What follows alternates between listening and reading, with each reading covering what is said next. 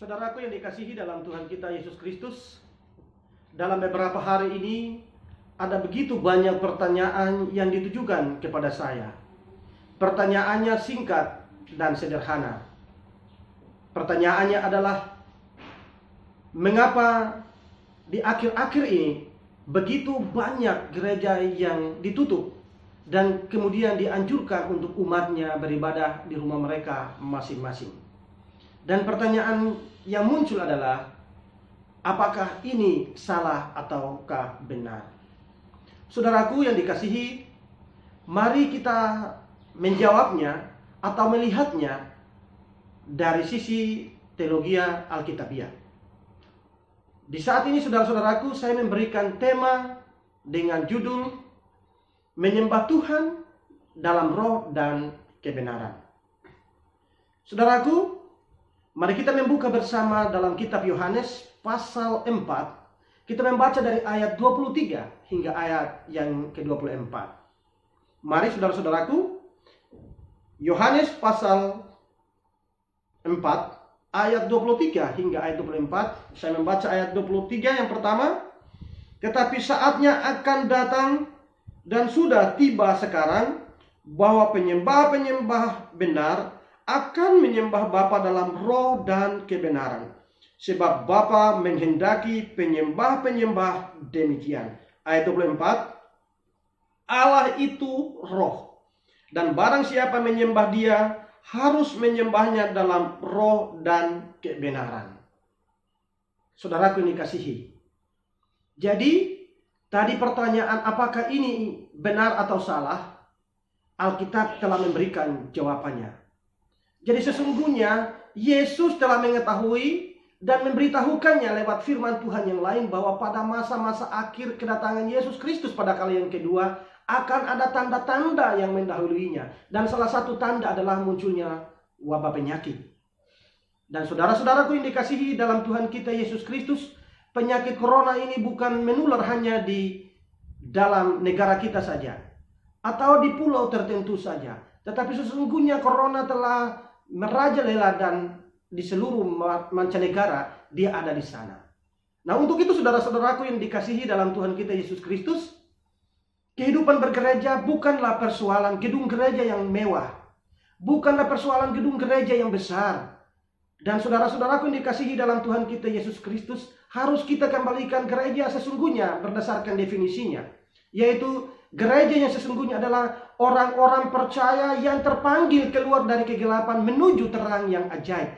Menuju terang yang ajaib. Terang siapakah itu? Terang Yesus Kristus. Jadi saudaraku, berdasarkan bahan bacaan ini, ada dua hal penting yang perlu kita garis bawahi. Yang pertama adalah bahwa kita menyembah Bapa dalam roh dan kebenaran. Ayat 23. Dan dalam ayat 24 yang perlu digarisbawahi adalah Allah itu roh. Jadi saudara-saudaraku, kita menyembah Tuhan di masa Yesus bukan persoalan tempat. Bukan persoalan karena kita menyembah Tuhan di gereja. Tetapi kita menyembah Tuhan dalam roh dan kebenaran. Dengan demikian, kita lagi tidak mempersoalkan tempat di mana kita menyembah Tuhan. Dan di saat ini ketika fenomena dunia yang saat ini dengan munculnya wabah virus corona, kita dianjurkan beribadah di rumah kita masing-masing. Itu tidak salah sama sekali. Karena firman Tuhan berkata, penyembah-penyembahan yang dalam bentuk roh dan kebenaran itulah yang Tuhan kehendaki. Dengan demikian saudara-saudaraku, saya menasihati kepada saudara-saudaraku semuanya yang telah bertanya bahkan yang mendengarkan acara ini, agar di rumah masing-masing jadikanlah gereja-gereja yang hidup, berkumpul bersama keluarga, membaca Alkitab, membaca firman Allah, dan melakukan perenungan-perenungan dan meditasi-meditasi dan mendekatkan diri kepada Tuhan Sang Pencipta di dalam Yesus Kristus. Karena Dia berkata bukan persoalan kita beribadah di gereja, tetapi persoalannya adalah menyembah Tuhan dalam roh dan kebenaran. Allah itu roh sebagaimana firman Tuhan di saat ini. Saudara-saudaraku, ini adalah tipu muslihat iblis yang sangat besar yang mau ditampilkan kepada seluruh umat manusia.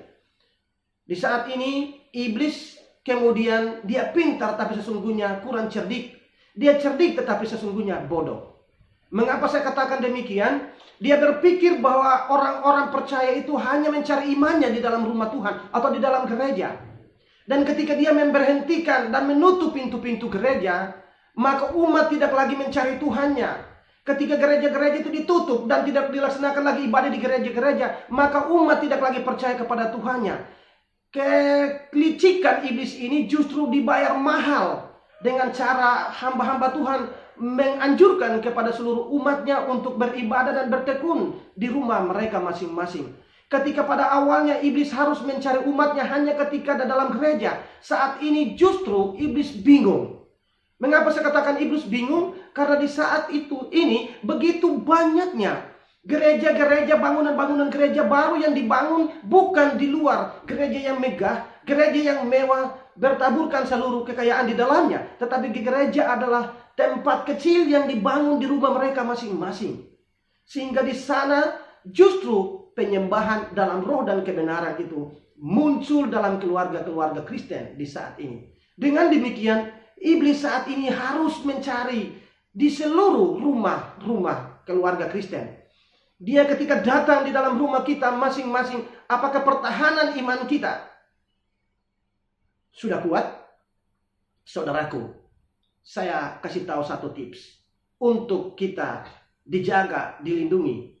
Saudaraku dalam Kristus Yesus, ketika Taman Eden diciptakan, dibuat oleh Allah, bukan Adam dan Hawa yang pertama kali diberikan kuasa untuk menjaga Taman Eden. Tetapi sesungguhnya ada satu makhluk yang dipergunakan oleh Allah, diperalat dan dipercayakan oleh Allah untuk menjaga Taman Eden, yang merupakan rumah Allah yang pertama di bumi, bukan bait suci di Yerusalem.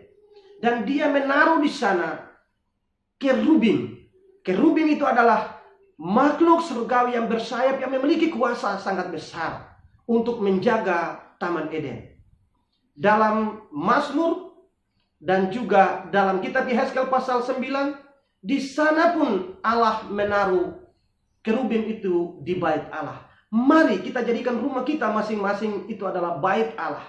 Dan kemudian kita meminta kerubim itu yang diutus oleh Allah untuk menjaga rumah kita, menjaga keluarga kita, menjaga seluruh kehidupan kita. Dan biarlah kita menyembah Tuhan dalam roh dan kebenaran. Jadi mulai dari saat ini, bangunlah gereja-gereja kecil di rumah kita masing-masing. Janganlah berpikir bahwa mengenal Allah atau menyembah Allah itu hanya di dalam rumah gereja.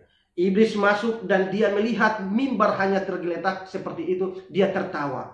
Tetapi ketika dia keluar dari gereja, dia katakan bahwa mimbar di gereja itu kosong. Tetapi sesungguhnya ada mimbar-mimbar yang begitu banyak muncul di rumah-rumah tangga Kristen. Iblis kemudian terjerat. Dan iblis ketakutan karena begitu banyak fenomena corona ini muncul. Tetapi begitu banyak orang percaya pun muncul. Gereja-gereja baru dalam bentuk bangunan yang baru muncul. Dengan demikian kita menyembah Tuhan bukan lagi persoalan tempat, tetapi kita menyembah Tuhan dalam roh dan kebenaran. Semoga penyampaian firman yang singkat ini memberikan kekuatan bagi kita untuk bukan lagi kita mempersoalkan tempat ibadah untuk menyembah Tuhan Yesus, tetapi sesungguhnya kita kembali kepada inti firman Allah, yaitu kita menyembah Tuhan dalam roh dan kebenaran. Demikian saudaraku, kiranya Tuhan Yesus yang punya firman ini dan memberikan kekuatan bagi kita, saudara-saudara dan saya, untuk hidup dan percaya dalam roh dan kebenaran.